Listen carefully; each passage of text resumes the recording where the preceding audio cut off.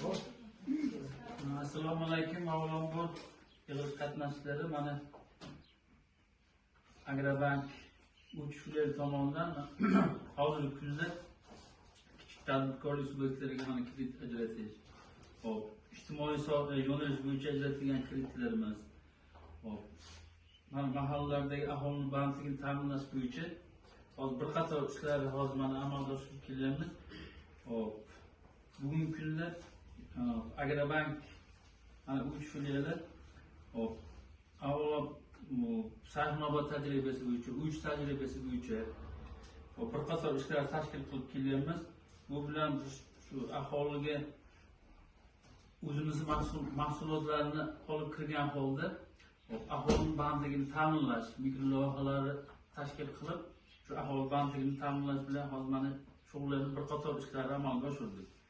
Hop, bizning hozirgi kundagi mahsulotlarimiz, hop, mana biznesga birinchi qadam, bu mana mahalla loyihasi bo'lib turib, mana yangi tashkil bo'ldi. Unda ham bir qancha mana aholiga kreditlar ajratildi. Bundan berilgan pullarcha mana hozir yanvar oyidan mana shu birinchi iyun holatigacha 19 ta mijozga 1 milliard 9 million hozir kredit ajratildi. Tadbirkorlikni qo'llab-quvvatlash, rivojlantirish, faoliyatini kengaytirish bo'yicha. Bundan tashqari mana mahallalarda biznesga birinchi qadam, biznesga ko'mak, mahalla loyihasi bo'yicha bir qator kreditlarimiz mavjud.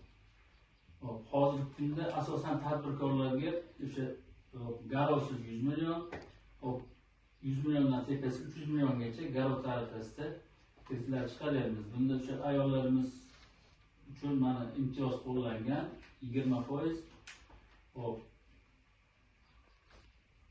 Shu MCH ta'sischisi yoki shu yuridik tashkilot rahbari bo'lsa, yoki shu YTTlar rahbari ayol kishi bo'ladigan bo'lsa yoki ta'sischisi 20% miqdorida imtiyozli beryapmiz.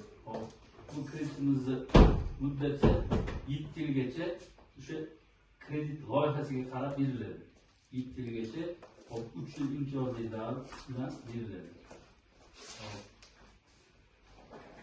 Agar kredit olish niyati borlar, marhamat, agar bizda hisob qatamini bizda bo'lsa, tadbirkorlik faoliyati 12 oydan kam bo'lmagan bo'lsa, kreditlarni chiqaramiz.